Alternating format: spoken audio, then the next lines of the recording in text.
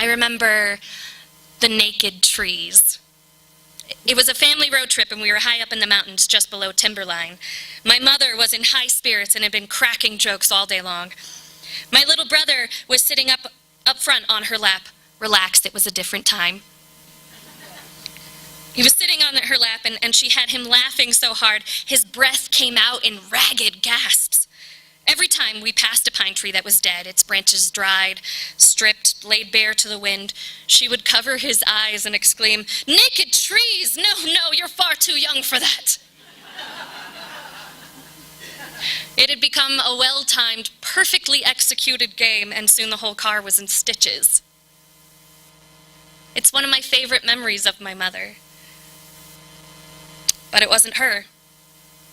It was Sam, an alter ego who stubbornly refused to explain themselves. We were not even allowed to know Sam's gender or why Sam was part of my mother's psyche.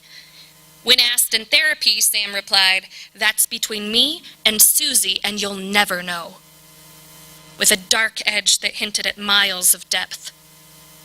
Sam was a full person with an agenda all their own. But just as soon as that depth was revealed, it was gone again, replaced by Sam's signature twinkle. I had never actually seen someone's eyes twinkle until I met Sam. Sam was hilarious. Sam was the life of the party.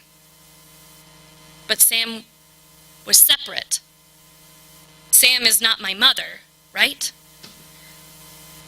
I remember Lori's temper. Lori was my mother's protector. She was hellfire and brimstone. She was the part of my mother that secretly resented her children. She was the part who stored away every slight, every misdeed, every way in which my mother had ever been taken advantage of or abused. Lori was the fastidious caretaker of this laundry list of offenses. Lori stepped in when she thought my mother was being too weak, too vulnerable. Lori got shit done. And Lori never did it nicely.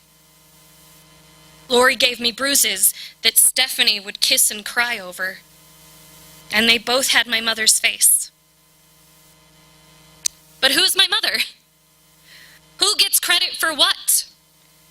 Do I say that the nice memories are my mother Susan, but the bad ones get to be somebody else? Do my memories make more sense if I separate them out that way? Cherry-picking the good memories and ascribing them to my mother while blaming her alters for the bad ones was a coping mechanism that allowed me to accept my childhood.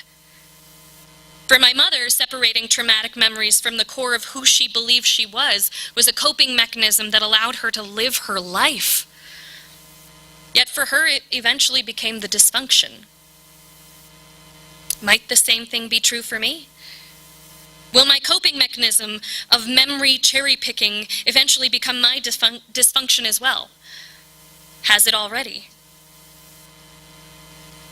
These questions seem more monstrously important the older that I get, which is why at age 32 I'm still asking myself, who gets credit for what? Who is this woman who brought me to this life? Which one taught me who I was and how to love? Which one raised me? Which one made me this ridiculous bucket? Who is this woman?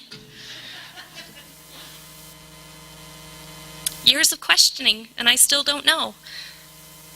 I don't know the answers to any of them.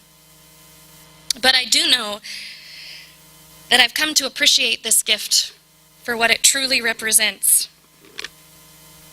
My mother gave me an animal bucket, but without knowing it, she gave me a portrait of herself. An eccentric and vibrant misfit cobbled together from the scraps of her life, not hoping to be admired or set somewhere to be cherished, just hoping to be needed, ready and willing to be useful. So in the ways that matter, I may know everything I need to know about my mother. And I'm sure I'll keep questioning, but in the meantime, it's nice to have a bathroom caddy that's also a conversation piece.